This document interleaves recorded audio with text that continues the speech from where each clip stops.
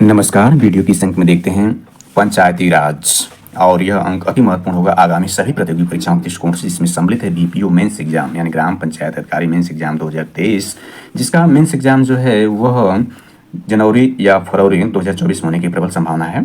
तो इसके लिए इसके सिलेबस में पंचायती राज दिए गए, जिसका मैक्सिमम वेटेज 65 मार्क्स का है पार्ट 1 में, और पार्ट 2 में जो है वो कंप्यूटर संबंधित नॉलेज है, और पार्ट 3 में यूपी स्पेशल है। तो पंचायती राज के अंतर्गत भी यूपी स्पेशल के पार्ट इसमें निहित हैं। और इसके अलावा यह अन्य राज्य लोक सेवा आयोग और उत्तर प्रदेश लोक सेवा आयोग, संघ लोक सेवा आयोग इत्यादि के लिए भी अंक महत्वपूर्ण है। साथ ही यह उत्तर प्रदेश लोक सेवा आयोग की अपर मुख्य परीक्षा जीएस पेपर 2 और संघ लोक सेवा आयोग की मुख्य परीक्षा जीएस पेपर 2 में भी अंक सम्मिलित हैं। तो पंचायती राज के बारे में देखते हैं। इसमें जो हम देखेंगे यह नोट्स है जीएस वर्ड की, यानी जीएस वर्ड जो कोचिंग संस्थान है उसकी जो यह है नोट्स है, तो इसको देखते हैं। यानी इसमें पंचायती राज के बारे में जो हम देखेंगे उसमें हम ये सीखेंगे कि पंचायतें से जुड़े परिभाषिक शब्द इसमें क्या है, यानी डिफिनिशनल वर्ड क्या है। इसके बाद भारत में पंचायती राज का उद्भव एवं विकास के बारे में देखेंगे। इसके बाद प्राचीन जो पंचायती राज उसको प्राचीन काल, मध्यकालीन और आधुनिक भारत यानी संपूर्ण इसमें उसमें देखेंगे कि प्राचीन से लेकर के आधुनिक भारत तक के पंचायती राज को इसमें हम देखेंगे। तो इसमें देखते हैं आज़ादी के बाद पंचायती राज के विकास में मील के पत्थर को हम देखेंगे यहाँ पर, यानी आज़ादी के बाद पंचायती राज के विकास में मील के पत्थर। जैसा कि हम जानते हैं कि अपने देश यानी भारत को 15 अगस्त 1947 को जो है अंग्रेजों की लगभग 200 वर्षों की गुलामी दास्ता के बाद अपने देश को आज़ादी मिली, और अपने देश में 26 जनवरी 1950 को, यानी 26 जनवरी 1950 को जो है अपना संविधान लागू हुआ, और भारत जो है पूर्ण रूप से गणतांत्रिक राज्य बना।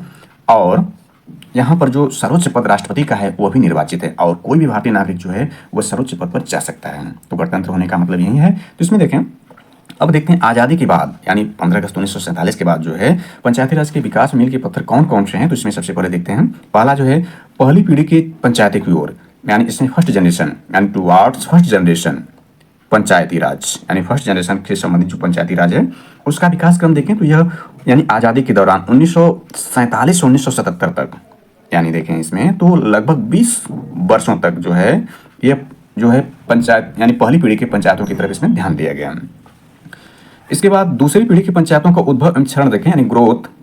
इसमें देखें तो यह जो ग्रोथ इसमें दिखाया जा रहा है, ग्रोथ एंड डेमोन्स्ट्रेशन जनरेशन यानी सेकेंड जनरेशन पंचायत, यानी इसमें जो विकास है यानी उद्भव भी हुआ है और क्षरण भी हुआ है, यानी इसमें है तो ये दोनों ही इसमें क्षरण और उद्भव यानी विकास और उद्भव दोनों का ही जो एक काल रहा है सेकेंड जनरेशन में हुआ। यानी से पूछा सकता है कि किस काल में जो है वो उद्भव पंचायती राज का उद्भव और क्षरण दोनों का इसमें देखा जाता है। तो 1978 से 1992 का जो कार्यकाल था यानी दूसरी पीढ़ी का जो कार्यकाल था, जिसमें 1978 में जो आपकी है जनता पार्टी की सरकार थी, जिसके दौरान जो है यानी फर्स्ट जनरेशन में देखें तो सबसे पहले जो भारतीय पंचायती राज के शिल्पकार हैं BR मेहता यानी बलवंत राय मेहता हैं, 1957 में उनका गठन किया गया था, जिन्होंने सर्वप्रथम पंचायती राज में त्रिस्तरीय व्यवस्था का सिफारिश की थी, और वही त्रिस्तरीय व्यवस्था जो भारतीय पंचायती राज की मील का पत्थर साबित हुई।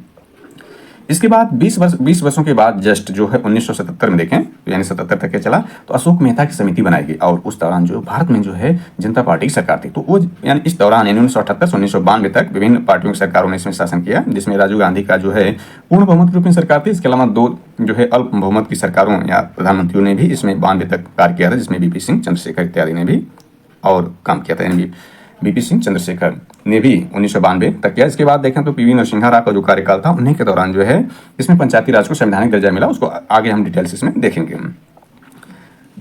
तो इसमें देखते हैं तीसरी पीढ़ी यानी थर्ड जनरेशन, तीसरी पीढ़ी की पंचायती राज को संवैधानिक दर्जा यानी संवैधानिक दर्जा इसमें दिया गया। तो यह तीसरी पीढ़ी यानी थर्ड जनरेशन का जो है पंचायती राज, इसको जो है कॉन्स्टिट्यूशनल जो दर्जा दिया गया है, इसको देखते हैं। यह 1992 का साल है। हालांकि इस पर जो विभिन्न तरह की वीडियो बनाकर अपलोड की जा सकती है, वहाँ आप देख सकते हैं संपूर्ण रूप से, जिसमें M लक्ष्मीकांत और सुभाष कश्यप और NCERT परीक्षावाणी, इसके अलावा जो कुरुक्षेत्र इत्यादि पर भी जो इससे संबंधित रिलेटेड वीडियो बनाकर अपलोड की जा चुकी है, तो उसको वहाँ से देख सकते हैं। यहाँ पर हम GS वर्ड के नोट्स उस महत्वपूर्ण नोट्स को देखते हैं। तो इसमें पंचायती उपबंध देखते हैं, यानी पंचायती उपबंध के अंतर्गत इसमें जो शामिल है यह है अनुसूचित क्षेत्रों में विस्तार, जिसको पेशा नाम से जानते हैं, इस पर हम चर्चा कर चुके हैं। पंचायत उपबंध है तो अनुसूचित क्षेत्रों में विस्तार अधिनियम 1996 जो है इसको पंचायत उपबंध अंतर्गत पेशा के नाम से जाना जाता है। अब थोड़ा इसमें जो है जो टॉपिक पर अध्ययन हम कर रहे थे उस पर इसको देख लेते हैं। तो इसमें पंचायतों से जुड़े परिभाषिक शब्द यानी डेफिनेशनल वर्ड को देखते हैं। पंचायती शब्द से संबंधित जो इसमें डेफिनेशनल वर्ड कौन कौन से हैं। तो सबसे पहले इसमें देखते हैं पंचायत शब्द की व्युत्पत्ति संस्कृत भाषा के शब्द पंचायतन से हुई है, जिसका अर्थ है 5 व्यक्तियों का समूह। पंचायतन यानी पंचायत शब्द, जो पंचायत इस शब्द की व्युत्पत्ति या उत्पत्ति संस्कृत भाषा के पंचायतन, इंपॉर्टेंट है, पंचायतन शब्द से हुई है जिसका अर्थ है 5 व्यक्तियों का समूह।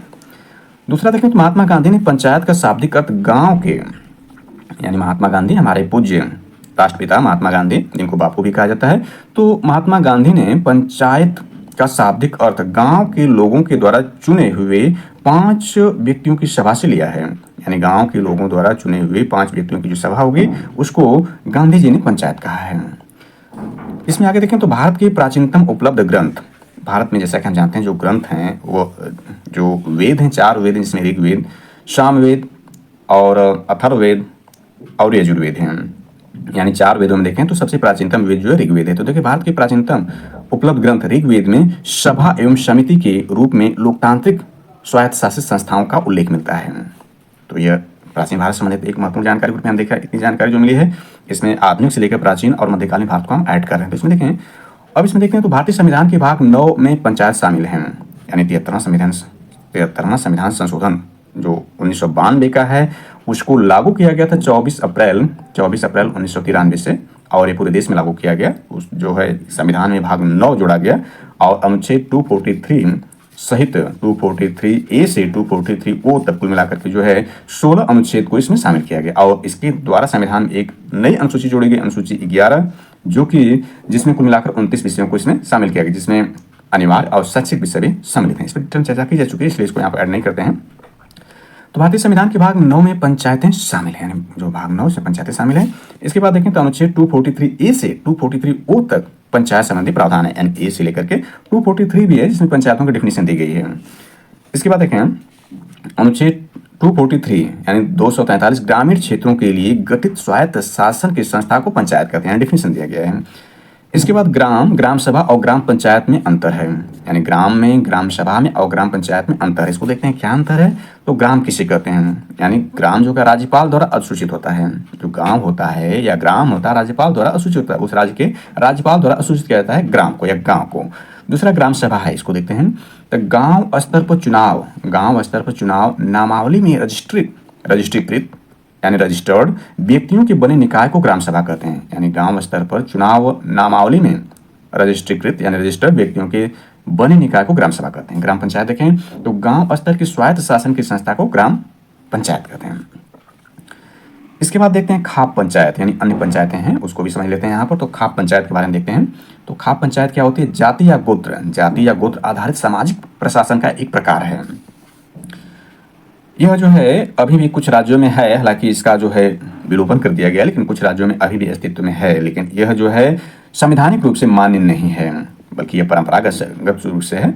दूसरा देखें जल पंचायत, इसको देखें तो राजेंद्र सिंह ने जल सुनवाई के लिए जो है जल पंचायत का गठन किया था। तो ये जल संबंधित जो समस्याएं उसके लिए थी, इसलिए वेरी वेरी इंपॉर्टेंट पंचायत हो जाती है।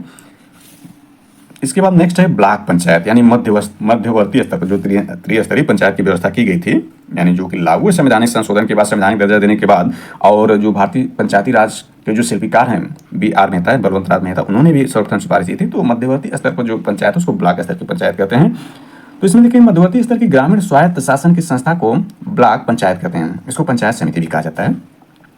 जो शीर्ष स्तर पर जिला पंचायत है, जिला स्तर की ग्रामीण स्वायत्त शासन की संस्था को जिला पंचायत कहते हैं। इसके बाद नगर पंचायत देखें, ये 74वें संविधान संशोधन द्वारा इसको ऐड किया गया था। तो इसको देखते हैं।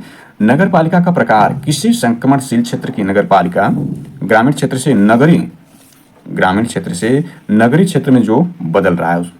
इसके बाद ग्राम पंचायत, इसके बाद देखते हैं। तो इसमें ग्राम पंचायत, यानी इसमें देखें तो यह आपका है ग्राम पंचायत, ब्लॉक पंचायत, यानी ग्राम पंचायत, ब्लॉक पंचायत, जिला पंचायत भारतीय संविधान के भाग 9 के अनुसार पंचायती राज संस्थाओं के अंतर्गत आते हैं, जबकि नगर पंचायत भारतीय संविधान के भाग 9 के नगर पालिका वाले भाग में आते हैं।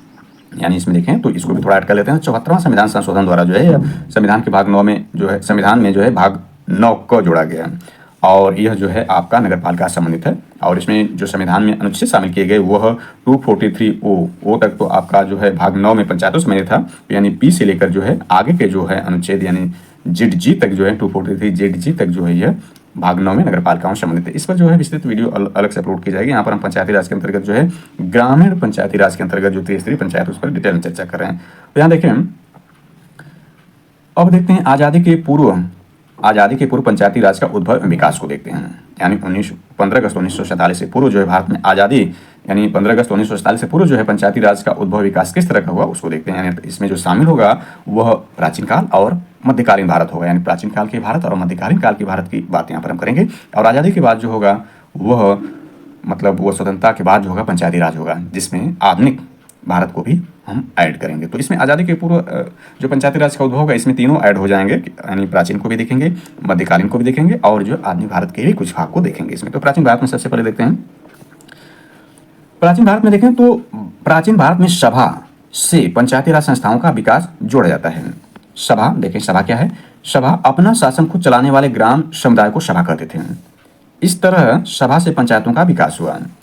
प्रोफेसर आलतेकर के अनुसार उत्तर भारत, गुजरात, कर्नाटक, महाराष्ट्र के गांवों की समस्याएं सुलझाने के लिए ग्राम सभाएं आयोजित की जाती थी। मेटकाफ ने प्राचीन भारत के स्वतःशासी संस्थाओं को लिटिल रिपब्लिक कहा है।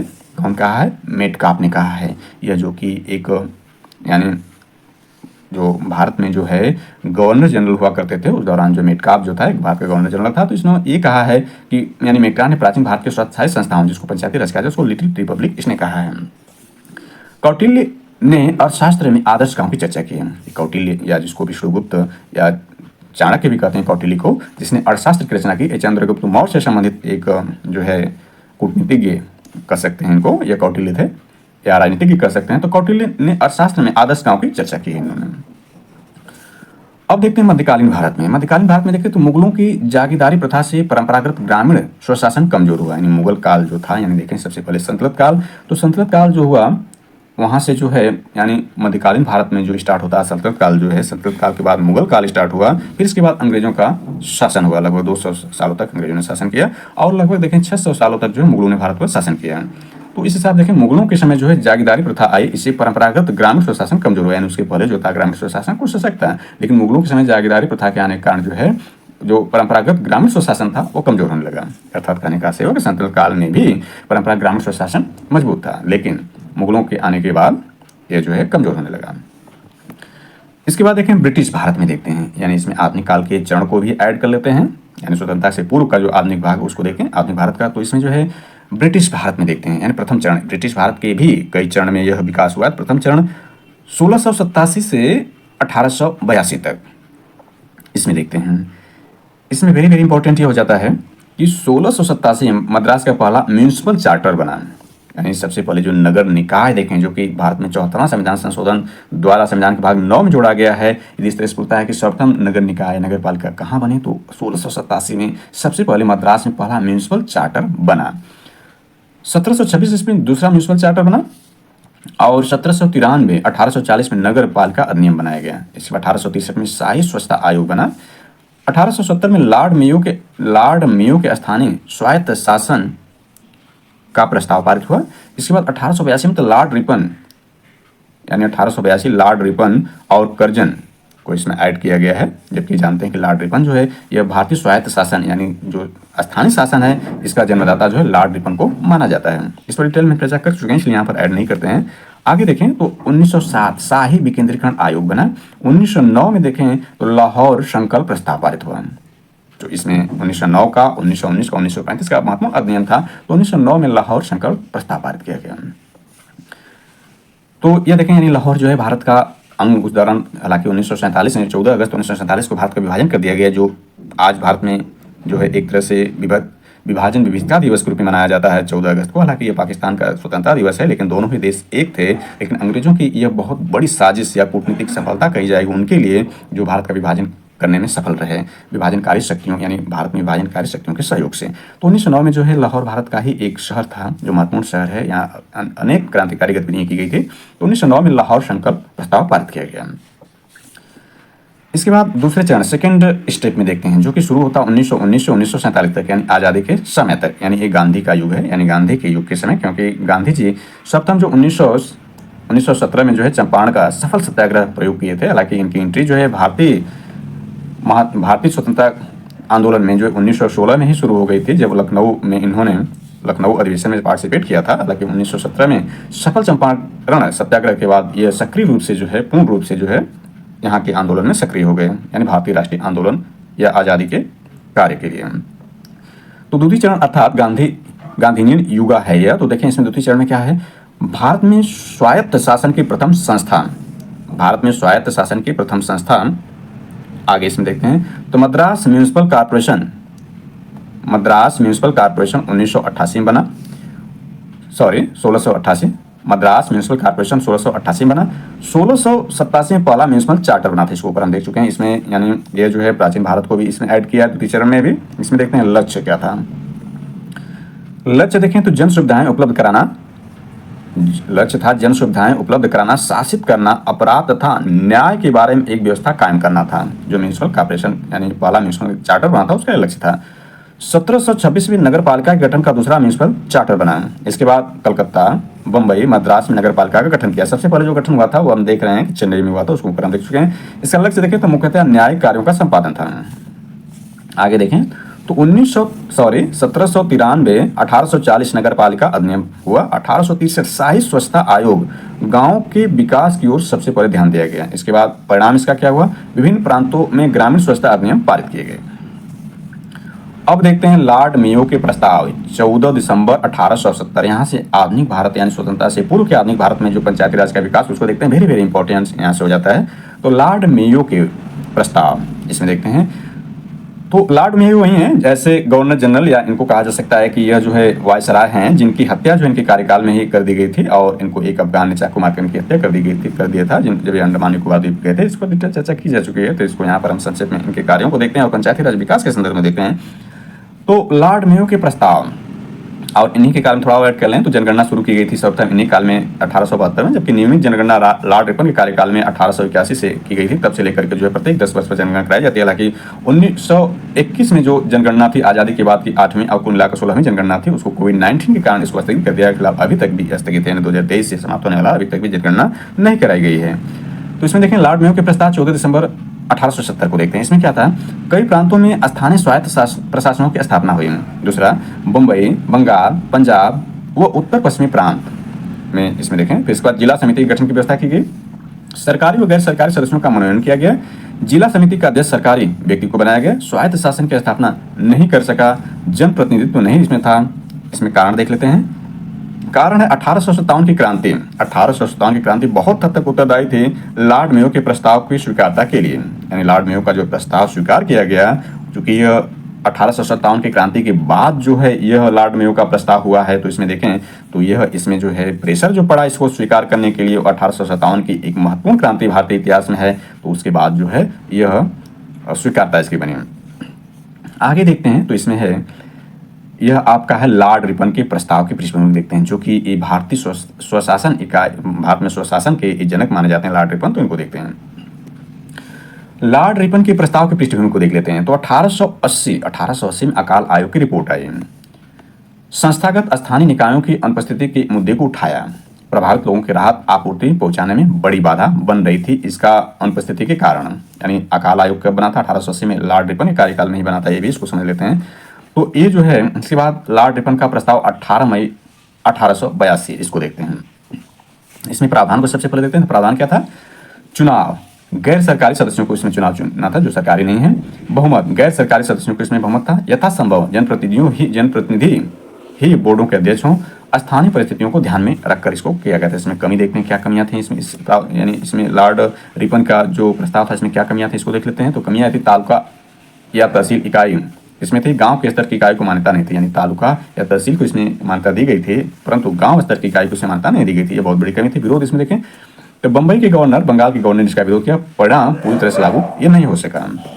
इसके बाद लॉर्ड कर्जन देखते हैं, जो कि लॉर्ड कर्जन जो है यह 20वीं, यानी जो हालांकि इसका 19वीं सदी में ही इसका यानी 1900 की समाप्ति के आसपास जो इसको किया गया था, परंतु यह जो है ज़्यादा फेमस है बंगाल विभाजन, कर्जन जो विभाजनकारी नीतियों के कारण। इसके अलावा जो यह इसी के समय में जो है एक 1909 का जो प्रस्ताव लाया गया था, एक तरह से वह विभेदनकारी जो प्रस्ताव था, यानी एक तरह से विभाजनकारी जो कर्जन ने किया था उसी के आधार पर देखें तो इसने क्या किया था पंचायती राज के संदर्भ में। तो कर्जन ने देखें विकेंद्रीकरण की धारा को पलट दिया। कर्जन ने केंद्रीकरण की धारा लाया। भारतीय शासन करना नहीं जानते हैं इसने कहा।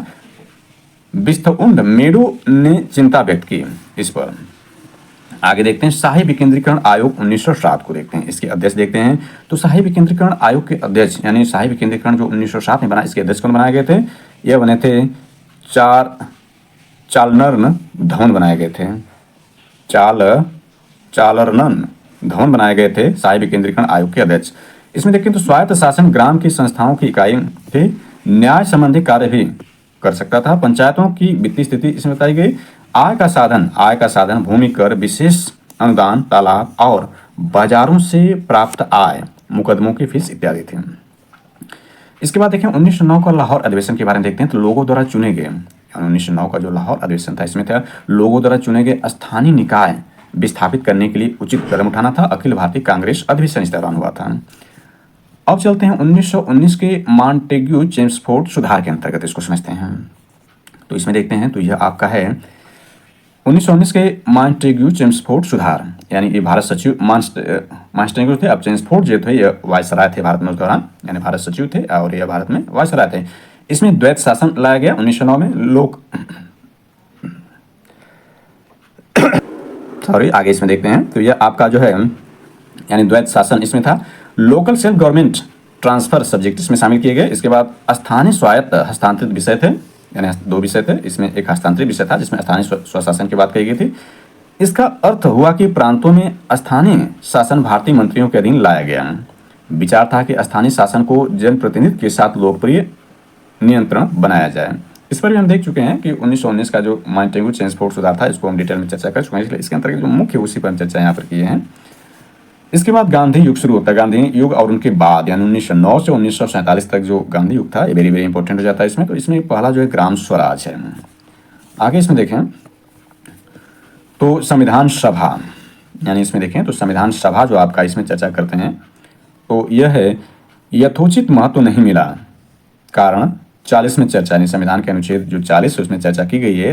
यथोचित स्थान तो नहीं मिला, परंतु गांधी जी के प्रभाव कारण या गांधी जी के आदर्श को शामिल करने के लिए संविधान के भाग 4 में डीपीएसपी यानी direct principle of state policy, जिसके अंतर्गत राज्य की नीति देशक तत्व दिए गए हैं। ये राज्यों के लिए बाध्यकारी नहीं है, इसको कोर्ट में मतलब वाद के योग्य नहीं है, अर्थात ये राज्यों को मात्र निर्देश दिए गए हैं। इस भाग में जो में अनुच्छेद 40 है उसमें गांधी जी से संबंधित जो अनुच्छेद पंचायत संबंधित अनुच्छेद 40 में चर्चा किया गया। इस पर डिटेल में चर्चा कर चुके हैं, इसलिए यहाँ पर उस चीज़ को ज़्यादा डिटेल नहीं लेते हैं। इसके बाद विभाजन देखें तो केंद्रीकरण था, यह अति स्थानीयता इसमें थे और गांव इकाई के रूप में थे। आज़ादी के बाद पंचायती राज के विकास के मील के पत्थर, यानी आज़ादी के बाद जो है इसमें इसके विकास में जो है आज़ादी के बाद पंचायती राज के विकास मील के पत्थर किस तरह से हुए हैं, तो इस पर जो है विस्तृत चर्चा जो है वीडियो के पार्ट 2 में हम करेंगे। और इसमें यूपी स्पेशल यानी यूपी में भी यानी उत्तर प्रदेश में भी किस प्रकार से पंचायती राज का विकास हो उस पर भी चर्चा करेंगे, तो वीडियो का पार्ट 2 होगा। तो यहीं तक इसको देखते हैं। Thanks for watching this.